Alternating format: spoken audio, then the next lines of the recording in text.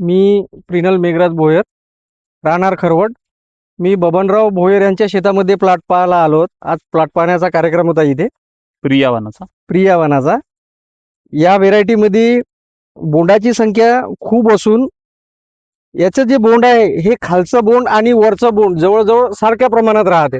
त्याच्यामुळं वेट एवढं येते, कारण बोंडाचं जे खालचं जे वजन आहे आणि वरचं वजन हे बिलकुल सारखं असल्याच्यानं त्याची हे जे आहे म्हणजे काय म्हणते आपण बोंडाचं वेट हे खूप प्रमाणात येते. त्याच्यानंतर या व्हेरायटीचं सांगण्यालायक असं आहे का याच्यात पातीचं प्रमाण, त्याच्यानंतर हे जे पानं जे आहे त्याच्यानंतर फवारणीचा खर्च खूप कमी येते. हे जे वाहन आहे हे मी पाहायला आलो, पण माझ्या पण घरच्या शेतामध्ये मी लावले आहे. माझ्याकडे कोरडवाहू आहे.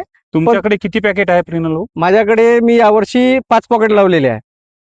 कसं वाटून राहिलं तुमच्या शेतामधलं तुम्हाला? यावर्षी माझं पहिलेच वर्ष आहे, पण तरी पण मला एवढ्या वर्षाच्या तुलनेत खूप चांगलं आहे वाहन, लावण्यालायक वाहन आहे.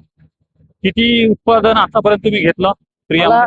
मला आतापर्यंत एकरी कोरडवाहूमध्ये 5 क्विंटल निघालाय माझा, आणि पुन्हा 5 क्विंटलच्या वर निघल अशी अपेक्षा आहे.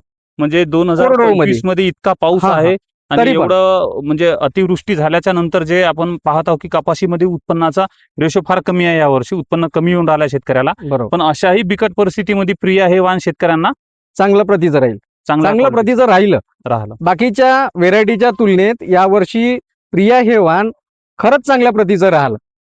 तर इतर शेतकऱ्यांना काय संदेश देऊ शकता भाऊ तुम्ही पुढच्या प्रिया या वर्षी वाहनाबद्दल? पुढच्या वर्षी लावताना प्रिया या व्हेरायटीचाच वापर करावा असं मला वाटते. सर्व शेतकऱ्यांच्या हिताचं वाहन राहील. सर्व शेतकऱ्याच्या हिताचं वाहन राहील. चालेल. धन्यवाद भाऊ. धन्यवाद.